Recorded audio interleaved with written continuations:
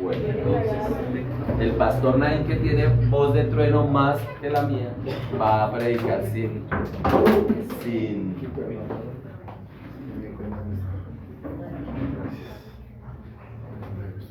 ¿Sí? ¿Hacemos aún? Por si de pronto. Ok. Pastor, ¿me permites un segundo? Es que vamos a hacer la presentación del niño, pero de pronto le toca. Ok.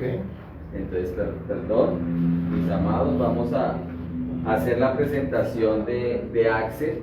Ahí se subieron los niños. Sí, porfa, mi amor.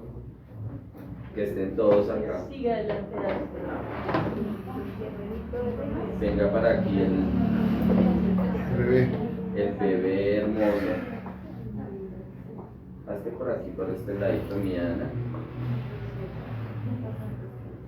Sí, yo creería que puede pasar Esteban y la hermana Luz también.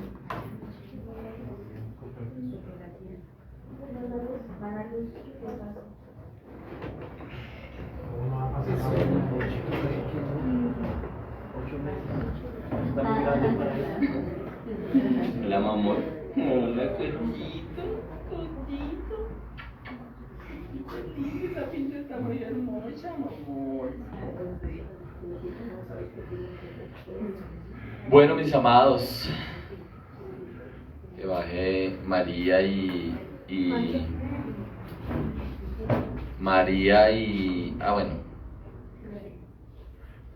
y Carito. ¿Bajó Carito? Bueno, mis amados, Dios siempre nos muestra su misericordia a través de absolutamente todo. Yo creo que ver a Axel acá para nosotros, para todos, es motivo de una gran alegría, porque todos sabemos las batallas que hemos enfrentado y que ha enfrentado la familia y que ha enfrentado el propio Axel.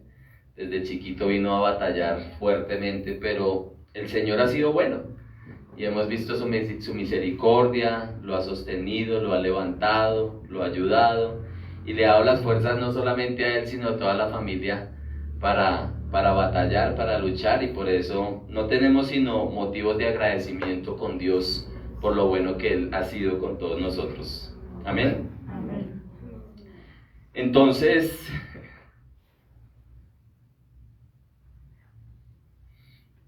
yo soy el más agradecido por tenerlo acá, y yo sé que si trabajamos, nos esforzamos y luchamos, pues va a crecer como debe crecer, ¿cierto? Quiero leerles una palabra que está en Mateo 19:14, que dice: pero Jesús les dijo, dejad a los niños venir a mí, y no se lo impidáis, porque de los tales es el reino de los cielos. Entonces, el Señor Jesús, identificado con los niños, identificado con esas nuevas generaciones que van creciendo, que van llegando, pues nos hace a nosotros el llamado de que siempre los niños deben estar ahí, y que nosotros como adultos debemos llevar a nuestros niños siempre al Señor y enseñarles ese buen camino. Amén.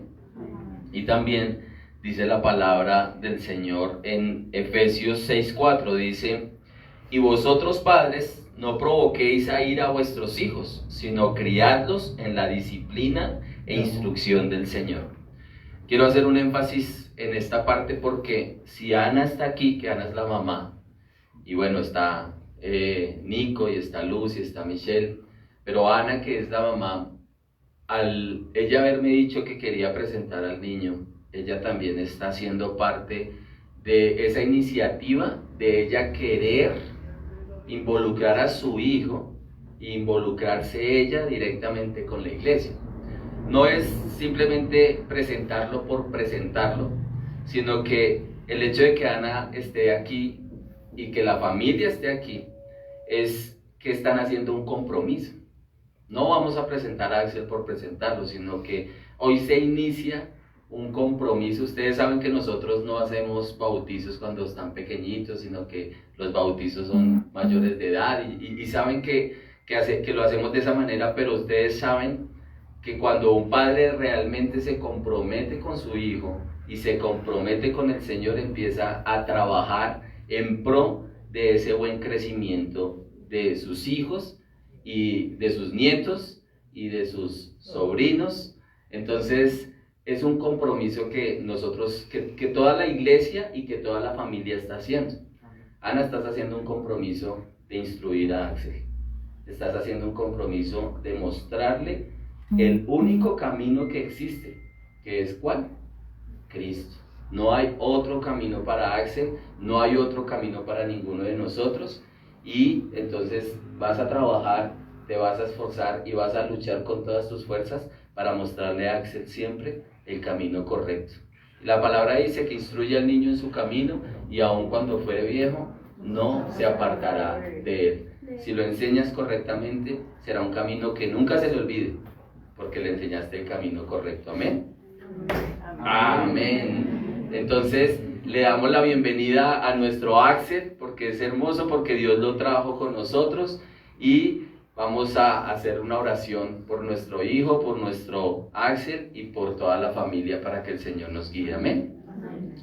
Padre bueno, Padre santo, Padre precioso y maravilloso, aquí estamos, Señor, reunidos delante tuyo, muy agradecidos de verdad, Señor, con mucho gozo en nuestro corazón, porque Axel está aquí con nosotros, Señor.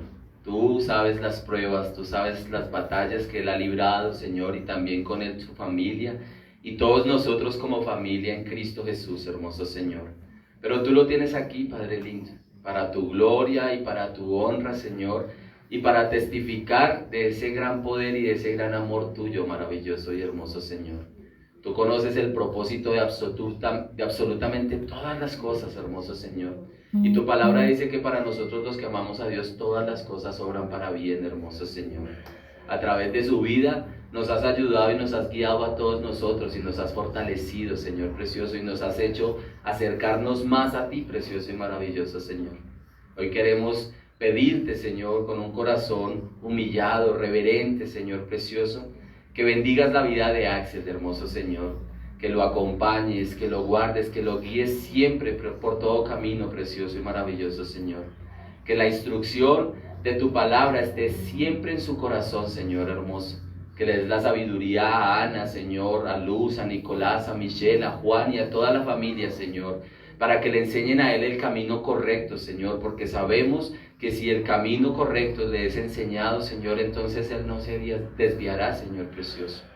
Guárdalo, protégelo, guíalo, Señor hermoso, y fortalécelo en ti, Señor, igual que toda su familia, Padre precioso. Haz de Ana una mujer sabia, Señor.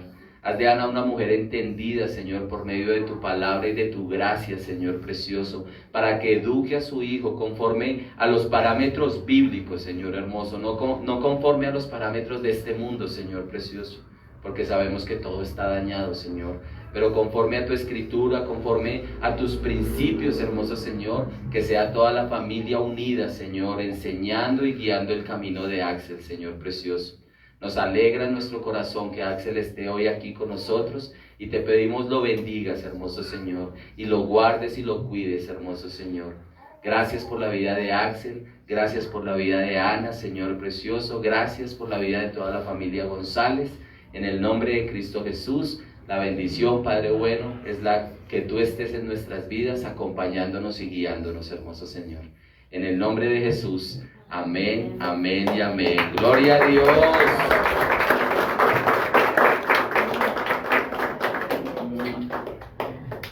Ya pueden todos darle un besito y un abracito a Axel. Sí podemos. Sí podemos.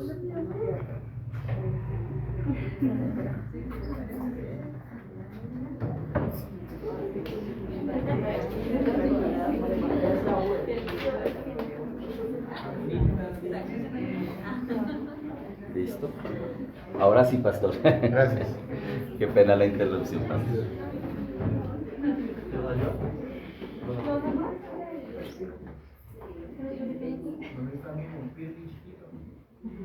Los niños pueden seguir, por favor. Dale.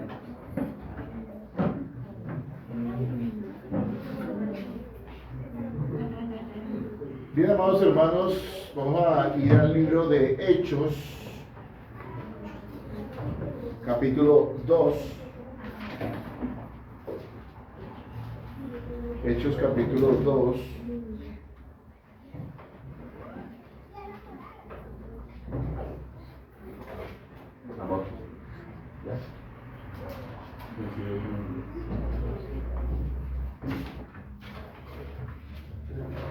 Y vamos a estar leyendo del versículo 38 al 47, y la predicación de hoy se titula Nuestro modelo de iglesia. Nuestro modelo de iglesia. Entonces, vamos a exponer este texto en esta mañana. Hechos capítulo 2, versículos 38 al 47. ¿Sí? ¿Continuamos? Dice la palabra de Dios. Pedro les dijo: arrepentíos y bautícese cada uno de vosotros en el nombre de Jesucristo para perdón de los pecados, y recibiréis el don del Espíritu Santo. Porque para vosotros es la promesa, y para vuestros hijos, y para todos los que están lejos, para cuantos el Señor nuestro Dios llamare. Y con otras muchas palabras testificaba y les exhortaba diciendo: sed salvos de esta perversa generación. Así que los que recibieron su palabra fueron bautizados, y se añadieron aquel día como 3,000 personas, y perseveraban en la doctrina de los apóstoles, en la comunión unos con otros, en el partimiento del pan y en las oraciones. Y sobrevino temor a todas las personas, a toda persona, y muchas maravillas y señales eran hechos por los apóstoles. Todos los que habían creído estaban juntos y tenían en común todas las cosas, y vendían sus propiedades y sus bienes y los repartían a todos según la necesidad de cada uno. Y perseverando unánimes cada día en el templo y partiendo el pan en las casas, comían juntos con alegría y sencillez de corazón, alabando a Dios y teniendo favor con todo el pueblo. Y el Señor añadía cada día a la iglesia los que habían de ser salvos. Hermanos, pueden tomar asiento. Nuestro modelo de iglesia. ¿Sí? Muchos modelos y estrategias se ofrecen hoy a las iglesias para que crezcan numérica, relacional y financieramente. A eso lo llaman incluso iglecrecimiento. Tiene un nombre. Algunos de estos métodos han sido exitosos, entre comillas, en cuanto han cumplido las metas numéricas y financieras que proponen.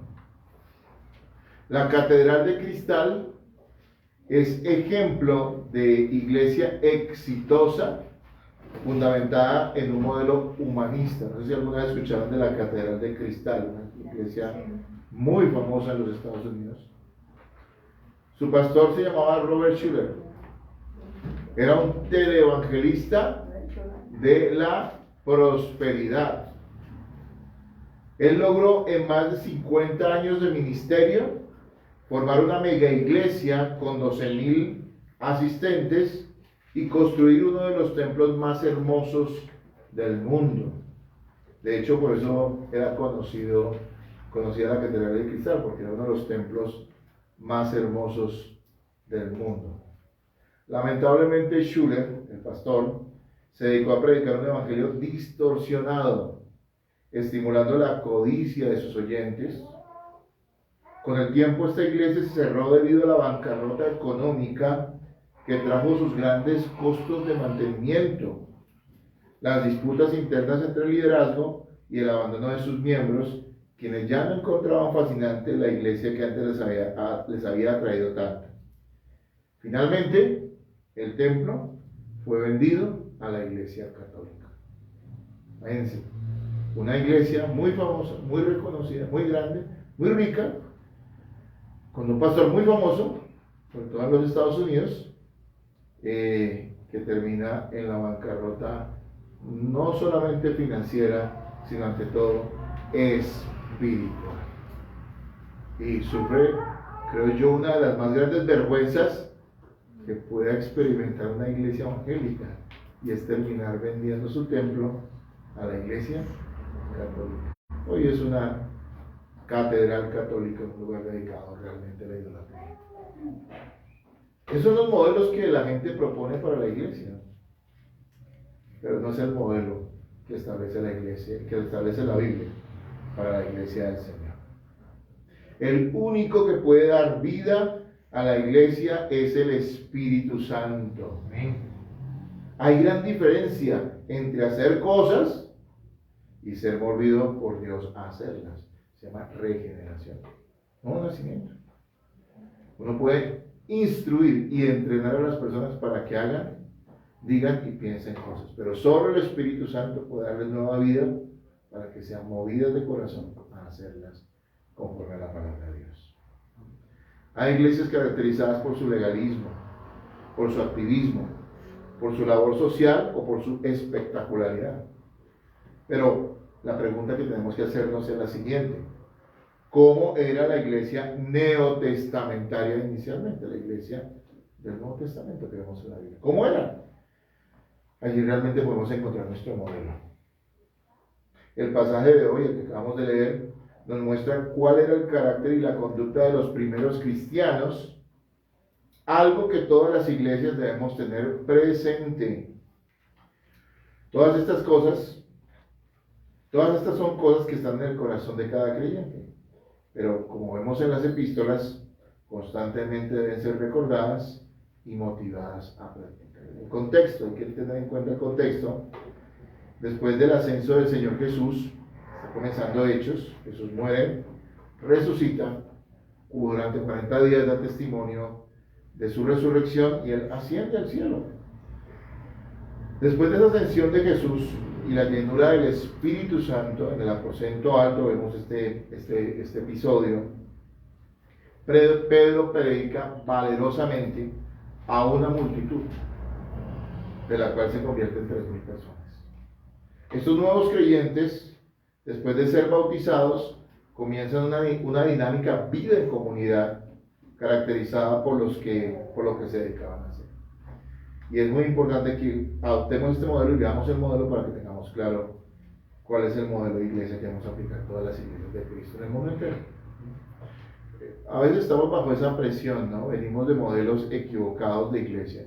Digo porque pues en muchos casos las iglesias bíblicas se componen en gran parte por personas que hemos venido, yo mismo estuve ahí, de modelos bíblicos equivocados, y a veces queremos implantar esos modelos dentro de la iglesia, ¿no? Entonces no falta el hermano que pasa el tiempo y lo pregunta al pastor, porque aquí no crecemos y somos una gran multitud, porque aquí no hacemos un gran espectáculo para atraer personas, o porque aquí no le ofrecemos a la gente sanidades y liberaciones para que se acerquen.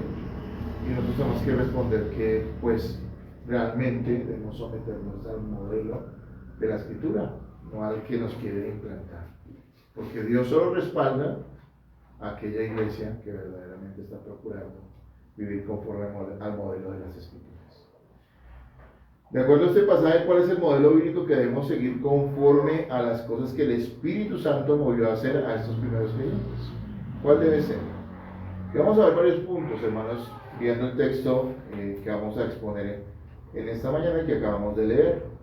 Lo primero es que nos va a mostrar la palabra que debemos dedicarnos a crecer predicando fielmente la palabra. Segundo, vamos a ver que debemos dedicarnos a perseverar. ¿Y en qué cosas debemos perseverar? Que es nuestro tercer punto. ¿Qué es lo que debemos hacer? Pues las cosas que realmente son de provecho.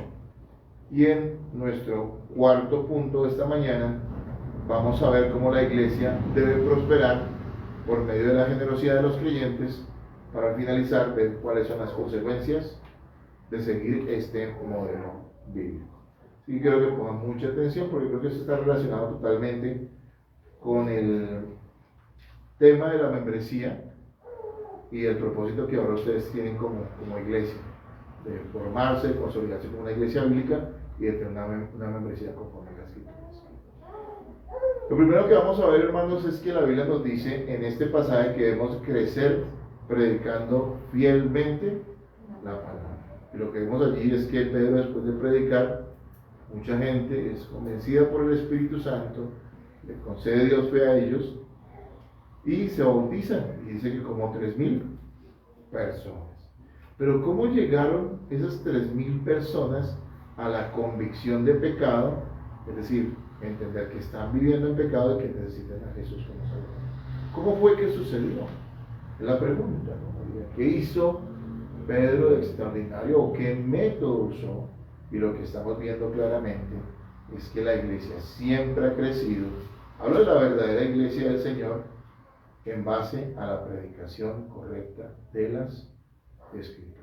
De hecho, si ustedes leen el contexto, se van a dar cuenta que Pedro para nada fue diplomático. Pedro fue directo. Básicamente lo que les digo a esta multitud de judíos que estaban reunidos allí por la fiesta del Pentecostés: ustedes mataron al Salvador. Ustedes mataron al Mesías. Hombre, eso no vende. No es un discurso que les sea muy atrayente. Que la gente vaya a que les digan que son unos asesinos. Pero es que era la verdad. Y es lo que sucedió y es la palabra de Dios. Por lo tanto, fue así que miles de personas creyeron que aquel hombre que hacía unos días habían asesinado o matado en la cruz, muerto en la cruz, allí en Jerusalén, no era un delincuente, sino era el Mesías esperado, el Salvador que yo necesitaba. Pero todo esto ¿en base a qué? A la predicación de la palabra de Dios. Hermanos, no esperen otra cosa de la iglesia que todo lo que hagamos esté centrado, dirigido y guiado por la palabra de Dios. Hace años un joven me decía: pero pastor, siempre predican la Biblia, no hay otra cosa que... Y yo le decía, pues entre chistes, decía, pues no sé si quiere que hablemos de Condorito, digamos, ¿no? Bueno, los que son viejos, viejaguardias, saben quién era Condorito, ¿no? Una tira cómica, ¿sí? Antes de todo esto de Marvel y toda esa cuestión. O sea, ¿vamos a dedicarnos a hablar de eso? No. ¿A qué venimos a la iglesia? A hablar la palabra de Dios. Usted se levanta el domingo. Pregunto, ¿quién es el que viene más lejos acá? A ver, ¿de dónde viene su merced? Del Tunal. Del Tunal, porque yo vine a Tunal hace muchos años. Wow, bien. Muy bien, hermano. Qué bueno, me alegra mucho. Nosotros tenemos gente que viene de Kennedy y va allá al norte. Y bueno, no es que no hayan iglesias en Kennedy, sino que ellos también quieren ser identificados con nuestra congregación y quieren seguir allá. Yo pregunto, todos los hermanos que vienen de lejos y los que vienen de cerca, van a la iglesia cada domingo, no a que les hablemos lo que a los pastores se nos ocurre. Eso es hacer perder el tiempo a las personas. Yo no tengo nada que decirles. Yo lo que vengo es a exponerles ¿qué? La palabra de Dios. Porque estamos convencidos de que eso, que parece a veces un poco rutinario para muchos, y tal vez no tan espectacular a otros, es el poder de Dios. Porque Dios creó el universo por su palabra. Jesús daba la palabra y la gente era sanada y la gente creía. Y nosotros creemos que la palabra bendita de Dios es suficiente.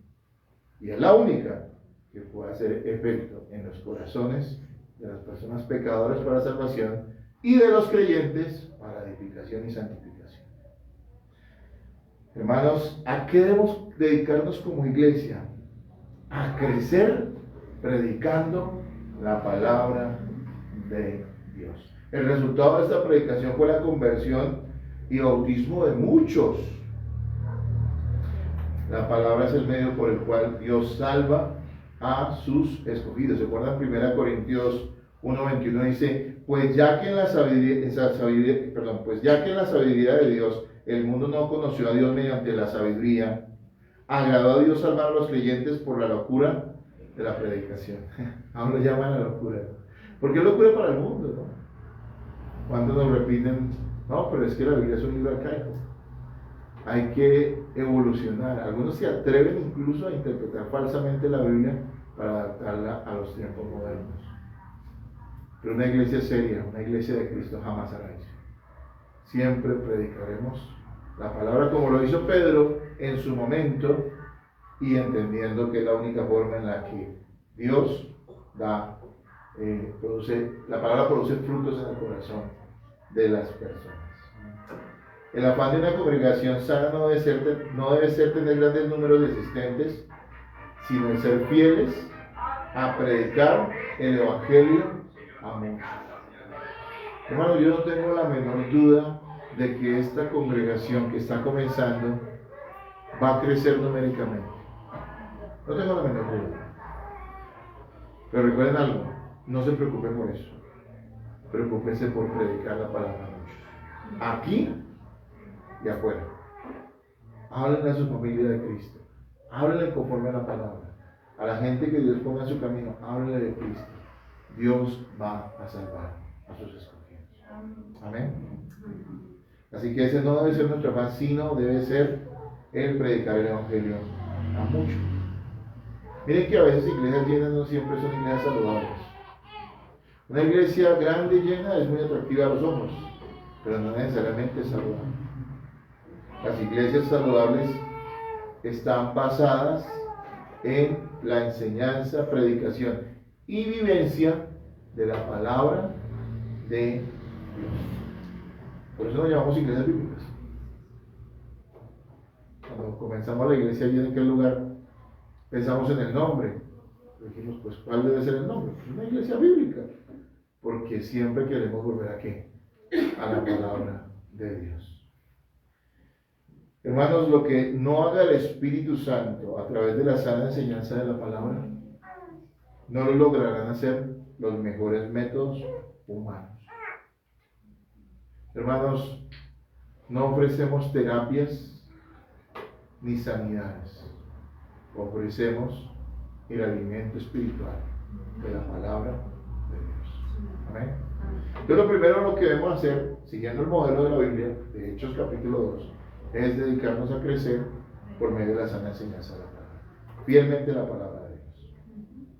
Pero si usted va al versículo 42, estamos en el capítulo 2, dice, y perseverarán.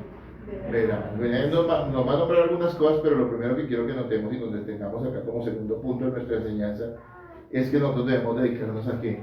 A perseverar. El pasaje deja claro que todos perseveraban, se dedicaban a vivir la vida cristiana con firmeza y constancia, no hacer las cosas de forma esporádica o impulsiva. Perseverar es mantenerse firme y constante sin renunciar. La perseverancia en la fe es una doctrina básica de la Biblia. Nosotros la conocemos como la perseverancia de los santos. Esta perseverancia se manifiesta no solo en la aceptación de una doctrina, sino en la permanente vida santificada en obediencia a Dios y comunión con la iglesia. La Biblia condena a las personas inconstantes, a las de doble ánimo. Es así. Aquellos que tienen un corazón dividido entre ser fieles a Dios y seguir sus dudas y emociones. Santiago 1:6 dice lo siguiente: pero pidan con fe no dudando nada, porque el que duda es semejante a la onda del mar, que es arrastrada por el viento y echada de una parte a otra. No piense, pues, quien tal haga, que recibirá cosa alguna del Señor. El hombre de doble ánimo es inconstante en todos sus caminos. Mis hermanos, en la iglesia de Cristo, a nivel general, las personas que yo admiro, más que aquellas que se destacan por las habilidades o los dones que Dios les haya dado, son la gente que persevera. Esas personas que pasan los años y uno las ve allí, tal vez sin ser personas muy llamativas, pero que están firmes en el Señor, en la fe y en la iglesia. Qué bueno, qué pena.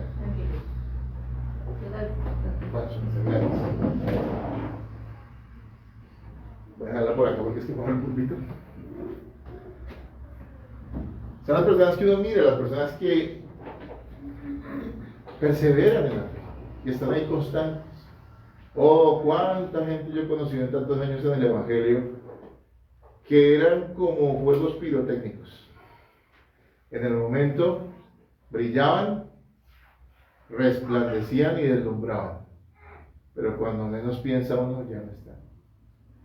El cristiano debe ser como un fuego constante que no se apaga, ¿no? Hay lugares donde tienen monumentos que llaman la llama eterna, ¿ustedes han escuchado? En Francia creo que hay uno, que es una llama constante, pequeña, alimentada por gas, que hay una allá que es el homenaje a los soldados caídos de la Primera Guerra Mundial, que lleva 100 años ardiendo.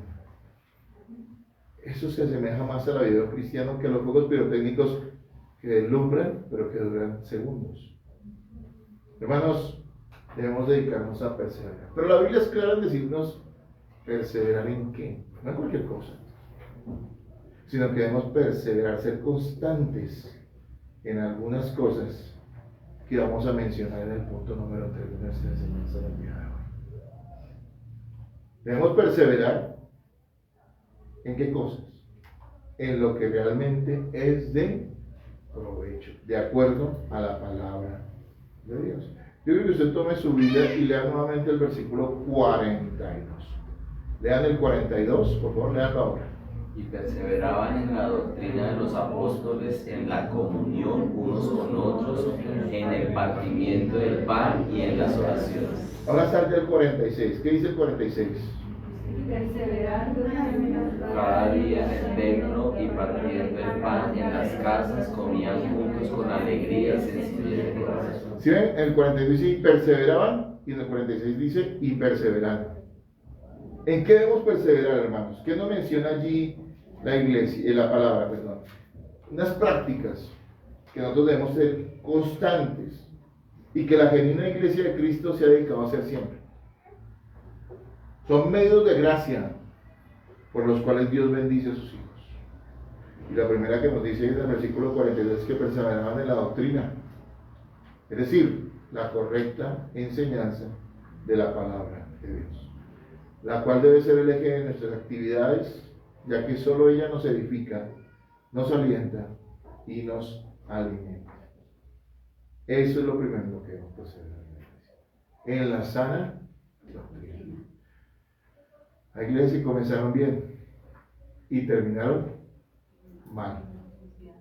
Y no solamente me estoy refiriendo a ejemplos que podemos ver en cualquier lugar, sino también a las iglesias, algunas de las iglesias mencionadas, digamos, en Apocalipsis. ¿Se acuerdan? Algunas que el Señor le dijo, ¿has dejado tu primer amor? Comenzaron bien y terminaron mal. Por eso no basta con que seamos una iglesia de sana doctrina, sino que seamos una iglesia que persevera en la sana doctrina, al punto de que, de pronto allí es algo que ustedes van a implementar y creo que obviamente va a ser así. Tenemos una confesión de fe. Cada iglesia adopta una confesión de fe y allí tenemos claro qué es lo que la iglesia cree. Así que yo mismo le he dicho a la iglesia que si en algún momento dado yo como pastor me alejo de las convicciones fundamentales bíblicas que están expresadas en la confesión de fe. Nosotros tenemos una confesión de fe histórica que es la de 1689. No sé cuál confesión tengan acá o van a adoptar, pero pues es la confesión de cada iglesia. Que si nosotros nos apartamos de eso, pues la iglesia debe a mí llamarme la atención. ¿Por qué? Porque debemos ser fieles a la sana doctrina, porque en eso debemos perseverar, amados hermanos. También dice que perseveraban en qué. Dice en la comunión unos con otros. La comunión mutua es algo en lo que debemos perseverar. En el compañerismo cristiano edificante. En una relación de amor fraternal que se vive compartiendo y sirviendo juntos en la iglesia.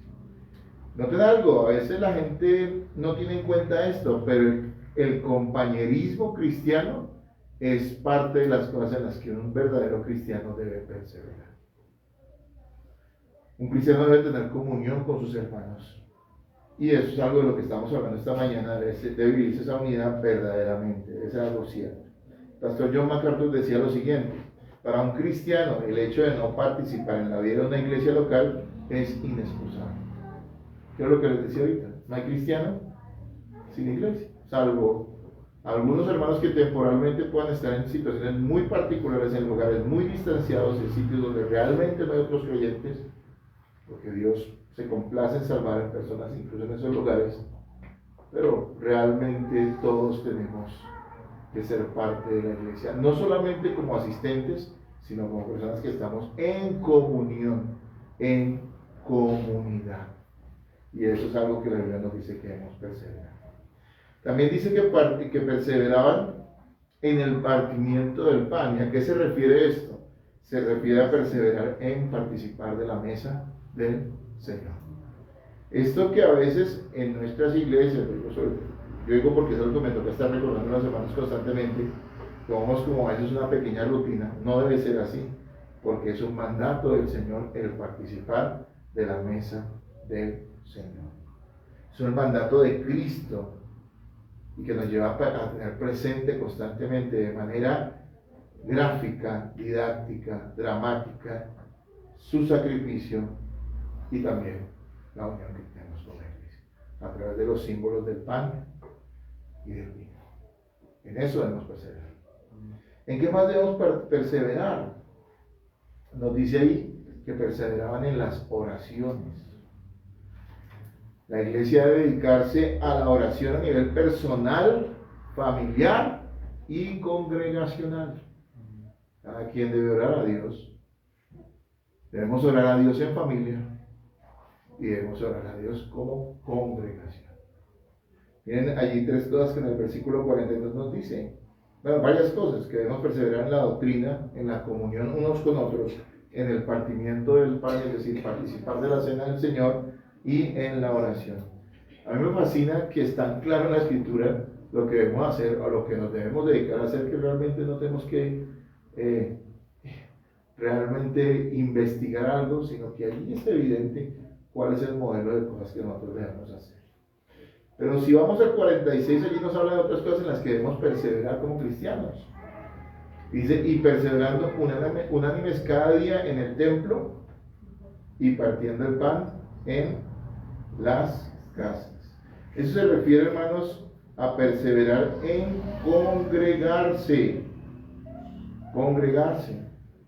Dice que comían juntos con alegría y sencillez de corazón. El congregarse implica el reunirnos a adorar a Dios en nuestros servicios y en nuestros cultos. Sí, por supuesto, eso es esencial. Pero va más allá. Ser parte de una congregación y congregarnos es estar juntos y compartir aquellas cosas como el comer juntos con alegría y sencillez de corazón. A veces dividimos las cosas como en asuntos espirituales y otros que no. Pero mis hermanos, es espiritual, digámoslo de esa manera, el que nosotros nos reunamos a adorar a Dios en el culto. Pero también es espiritual cuando los creyentes se reúnen a compartir el pan, a comer juntos. Porque, hermanos, la comida es una excusa para hablar, para conocernos, para saber cómo estamos. Y eso que parece tan sencillo, lo aclara la palabra de Dios y dice, eso es parte de las cosas a las cuales se dedicaban a perseverar los cristianos. Así que la próxima vez que haya un almuerzo en la iglesia, no diga, no, ya voy al culto y ya cumplí. No, porque usted debe ser parte también de estas actividades de la congregación, para que no seamos simplemente un centro religioso, sino seamos un lugar donde hay una comunidad de creyentes que están involucrados los unos con los otros. Hermanos, nos dice entonces las cosas a las que debemos dedicarnos a perseverar. Y lo recuerdo, a perseverar en la doctrina, en la sana doctrina, en la comunión mutua unos con otros, en tomar la Santa Cena, en la oración y en congregarse. Son las cosas a las que debemos dedicarnos, o algunas de las cosas a las cuales debemos dedicarnos a perseverar como iglesia. Y entonces seguimos avanzando y en nuestro cuarto punto, acerca del modelo de Cristo para la iglesia de Él, y que lo vemos en el Nuevo Testamento, allí en la iglesia de Hechos, es que la iglesia debe prosperar por medio de la generosidad de los creyentes. ¿Qué dice versículos 44 y 45? Por favor, léanlo ustedes, léanlo ahora. Todos los que habían creído estaban juntos y tenían en común todas las cosas, y vendían sus propiedades y sus bienes y los repartían a todos según la necesidad de cada uno. Mis hermanos, cuando uno es salvo, hay varias cosas que cambian en el corazón de uno, muchas.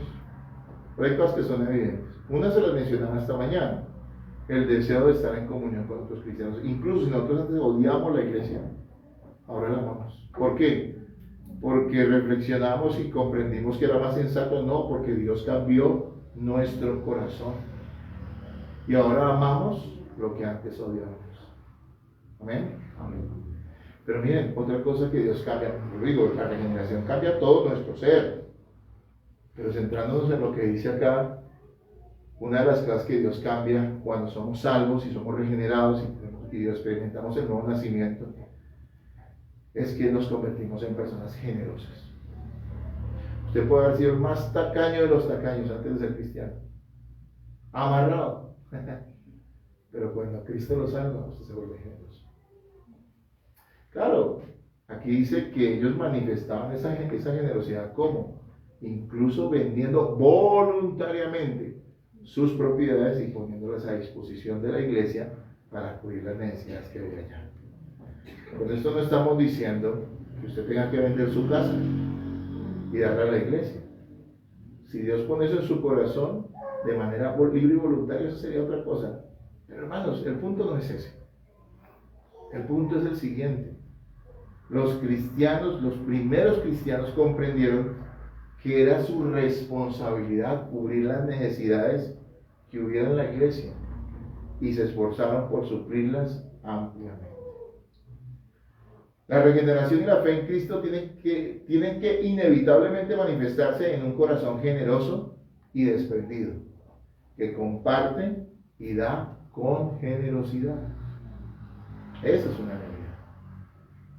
Primera de Corintios 16:2 dice: cada primer día de la semana, cada uno de vosotros ponga aparte algo según haya prosperado, guardándolo. Practicar la generosidad cristiana requiere esfuerzo y desprendimiento. Y aquí lo que nos está enseñando es que nunca debemos dar de lo que nos sobra, sino de lo que apartamos para el Señor. Estamos hablando de la membresía. Y la membresía tiene grandes bendiciones y grandes responsabilidades. Nadie puede crecer si no se hace responsable de eso. Tenemos niños pequeños, bebés, van creciendo, 4, 5, 6, 10 años. Y entendemos que es nuestro deber como padres que sostenerlos. Pero si su niño llega a los 30 años y él no asume responsabilidades consigo mismo y quiere que lo sigan manteniendo y todo de gratis, esa persona no ha madurado. Esa persona no ha entendido que crecer y madurar implica hacerse responsable. Hay muchos cristianos que están completamente agradecidos con Dios por todo lo que a través de la comunidad a la que Dios los ha unido, a la iglesia donde pertenecen, Dios los ha bendecido, pero no quieren ser responsables con la congregación en la cual Dios los ha puesto. Muchas personas están dispuestas a escuchar cualquier doctrina, menos aquella que enseña que los cristianos debemos ser generosos. Y como nos dice en 1 Corintios 16, nos enseña que cada primer día de la semana, que es hoy, domingo, el cristiano debe llevar sus ofrendas a la congregación. Porque eso es claro en la Escritura. No estamos hablando del Antiguo Testamento. No estamos hablando de maldiciones y bendiciones por dar o no dar. Estamos hablando de los corazones regenerados y agradecidos que entienden que si una iglesia va a funcionar, una comunidad va a funcionar, es porque los cristianos viven santamente, pero parte de esa santificación es el hecho de ser generosos con la congregación y con los hermanos necesitados en medio de esa comunidad. ¿Pueden decir amén, hermanos? Amén. Qué bueno. Es algo que siempre tenemos que recordar de la congregación. Esa sigue siendo nuestra responsabilidad. Cada congregación tiene la responsabilidad moral y espiritual de cubrir los gastos y necesidades que tiene ella misma. Dice Hechos 4, 34, 35, más adelantico se los voy a leer. Dice, así que no había entre ellos ningún necesitado, porque todos los que poseían heredades o casas las vendían y traían el precio de lo vendido y lo ponían a los pies de los apóstoles y se repartía cada uno según su necesidad. Mira el corazón desprendido de estas personas. Claro, mis amados hermanos, yo sé que estamos hablando en una época donde desafortunadamente muchos que se hacen llamar pastores, pero que no lo son, abusan de las personas que asisten a sus iglesias. Y en base a manipulaciones y promesas falsas o amenazas de maldición, logran extraer de las personas las cosas que ni siquiera tienen ellos mismos. Y ven como magnates a costa de lo que una iglesia da. Pero hermanos, el que eso suceda no significa que no sea real y cierto y verdadero que los cristianos y los miembros particularmente de una congregación son los responsables del sostenimiento de esa iglesia. Hermanos amados, en las iglesias bíblicas somos claros en el sentido de que la gente sabe en qué se invierte el dinero de la iglesia y que los pastores como personas que se dedican a esta labor pues deben recibir un salario de la congregación. Eso es muy claro en las escrituras, en el Nuevo Testamento. Les puedo citar muchos pasajes.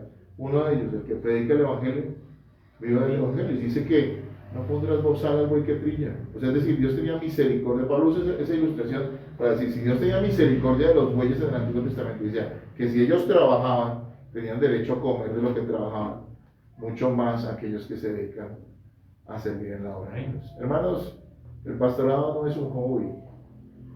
El pastorado es un llamado y un oficio.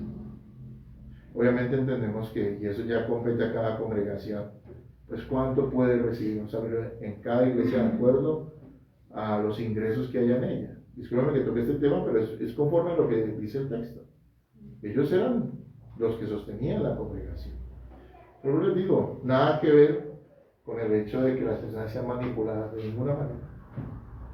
Nosotros yo siempre digo a la iglesia, si yo quisiera ser rico, no sería pastor. Porque desde hace mucho tiempo que si iba a dedicar al ministerio, no iba a ser para enriquecerme, sino para servir a Dios. Pero por otro lado, si yo no tengo para sostener a mi familia, no puedo dedicarme al pastorado aunque lo quiera hacer. ¿Por qué? Porque Dios me llama a que mi primera responsabilidad es mi familia, antes que la congregación. Porque si yo no puedo cuidar de los míos, de mi familia, ¿cómo puedo cuidar de la iglesia del Señor? Mis amados, sí, algo que debemos hacer como iglesia es ser fieles y generosos en apartar aquello de lo que Dios nos da, apartar de todo lo que Dios nos da, algo para ofrendarlo, para darlo a la iglesia del Señor. Y bueno, ya será enseñanza de otro día, seguramente el pastor se lo ha enseñado acá, pero eso no es de lo que nos sobra, sino de lo que apartamos para el Señor. Es el mismo principio del diezmo del Antiguo Testamento. Si quieren no lo llamamos diezmo, o llamémoslo diezmo como quieran. El punto no es no es el diezmo del Antiguo Testamento, no. Pero sí es el mismo principio, es apartar un porcentaje en la medida en que Dios nos da, eso dice Corintios 16, y darlo como ofrenda a la obra del Señor. Amén, hermanos. Amén, amén. Muy importante eso. No son los gobiernos, ni la beneficencia, ni las donaciones los que deben cubrir los gastos de la iglesia. Esa bendición la tienen que tener quienes pertenecen a ella, es decir, los creyentes. Pensemos solamente en esto. ¿Cuántos beneficios recibimos de parte de Dios por medio de nuestra congregación? Cosas que no vamos a recibir en ningún lugar. Ciertamente nunca jamás se cobra por predicar, o nunca se cobra por hacer la labor en la iglesia, por eso no cobramos, pero ciertamente es necesario para que la iglesia pueda funcionar, que los creyentes sean generosos con la iglesia a la que pertenece. Para ir finalizando, hermanos, quiero que vayamos al versículo 47 y lo lean nuevamente. ¿Qué dice allí? Alabando a Dios y teniendo favor con todo el pueblo, y el Señor añadía cada día a la iglesia los que habían de ser salvos. ¿Cuáles son las consecuencias de que una iglesia, primero que todo, crezca predicando fielmente la palabra? ¿Cuáles son las consecuencias? ¿Cuáles son las consecuencias de perseverar en cosas como la sana doctrina, la comunión mutua, el partimiento del pan entre hermanos, el participar de la Santa Cena? ¿Cuáles son las consecuencias de una iglesia que se congrega fielmente y que no solamente asiste a una reunión, sino que están involucrados los unos con los otros? ¿Cuál es la consecuencia de creyentes que son generosos de corazón y dan tanto a la obra de Dios como a los necesitados en medio de ellos? ¿Cuáles son las consecuencias? Primero que todo nos dice, lo acabamos de leer, que la alabanza brotará naturalmente de los corazones llenos de la palabra de Dios. Allí nos lo dice, alabando a Dios y teniendo favor con todo el pueblo. Quienes perseveran en lo bueno, quienes están en comunión con Cristo y con su iglesia, brota de su corazón alabanza sincera a Dios. Pero por otro lado dice que tenían favor con el pueblo. ¿Qué quiere decir esto? Que aunque los incrédulos no tenían comunión con la iglesia, ellos tenían que reconocer por la forma en la que estaban viviendo y en lo que estaban perseverando, que Dios estaba con ellos. Los incrédulos no amaban la iglesia, pero en ese momento la respetaban. ¿Por qué? Porque sabían que esos no eran iguales a ellos. Y eso es muy importante. Ese es el resultado de una iglesia que anda en el modelo bíblico. Hay alabanza genuina en medio de ellos y en sus corazones. Y tienen el respeto de los incrédulos, aunque no significa que nos amen. Por último, y para mí tal vez la más importante, el Señor añadía a la iglesia los que habían de ser salvos. Hay iglesias que se apresuran tanto por llenar las sillas. Y hermanos, oremos para que mucha gente conozca a Cristo. Claro que sí. Queremos que mucha gente llegue a esta y a todas las iglesias bíblicas. Hay gente que se afana tanto, hablo de otro tipo de congregaciones, por llenar lugares, y yo digo, ¿para qué? Si es que sus iglesias no son sanas, están contaminadas. La gente va a llegar a un lugar donde nada de esto que vemos en el modelo bíblico se vive, y lo único que están añadiendo es gente que después va a apostatar de la fe, que va a renegar de Cristo, o que va a vivir de una manera mundana, diciendo que son cristianos. ¿Para qué? Pero aquí nos muestra todo lo contrario. Cuando una congregación se dedica a vivir la palabra, la gente será añadida a la iglesia por la obra del Espíritu Santo. Asombroso. Y luego al final, y el Señor añadía a la iglesia los que habían de ser salvos. Ese es el resultado divino. En una iglesia dedicada a las cosas santas, una iglesia unida y que testifica de Cristo. Hermanos, las congregaciones de Cristo debemos ser perseverantes, generosas, amorosas, unidas y diligentes, porque ese es el modelo bíblico a seguir para la iglesia de Jesús. Concluyo diciendo lo siguiente: solo puedes ser parte de la iglesia de Cristo si te has rendido por la fe, si has confiado en Jesucristo como tu único Señor y Salvador. Solo así tu corazón será unido a la comunidad de Cristo. Hermanos, estamos hablando de membresía, pero la membresía en la iglesia no la dan los pastores ni los miembros de esa iglesia, las da el Señor. Cuando un corazón es regenerado y ahora desea unirse a la congregación, porque Dios lo hace hermano. Pero eso solamente es posible a través de la fe en Jesús, a través de la fe en Jesucristo. Y segundo, hermanos, es deber de cada uno de ustedes esforzarse por vivir conforme a este santo modelo que acabamos de ver, aportando la gracia que cada uno de ustedes ha recibido de parte de Dios a la iglesia, a la comunidad. Mis hermanos, que este sea un modelo para todas las iglesias que queremos ser fieles a Cristo, porque está ahí, nos lo dejó claro en la Escritura. Amén. Oremos para que así sea esta congregación. Amado Padre Celestial, yo te agradezco y que me hayas dado la oportunidad de participar y de enseñar en esta congregación. Gracias, Señor, porque es por tu gracia. No tengo nada especial. Oro para que esta enseñanza quede en el corazón de los hermanos que hacen parte de esta iglesia. Para que ellos, Señor, como nosotros y todos los que somos creyentes en Jesucristo, podamos tener y vivir de acuerdo a un modelo bíblico de iglesias. Que en esta congregación se vivan cada una de estas cosas y que tu nombre sea glorificado en la vida de cada uno de ellos. Padre, que haya esa guía, Señor, en el pastor, y que haya esa disposición en los miembros para vivir conforme a los gracias. Te lo pido, Señor. Amén. Hermanos, muchas gracias, bendiciones.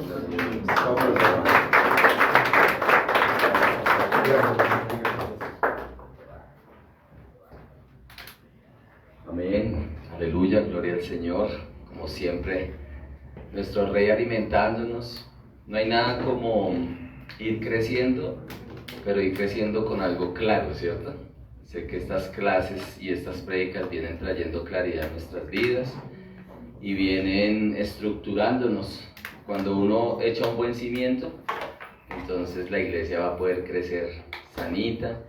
Y solamente debemos pedirle al Señor que nos ayude para que nuestro corazón esté siempre con ese anhelo y ese deseo de aferrarse a la palabra como su única verdad. Amén. Amén. Vamos a cerrar con la alabanza para nuestro Señor. Gracias, mi Rey de Gloria. Gracias.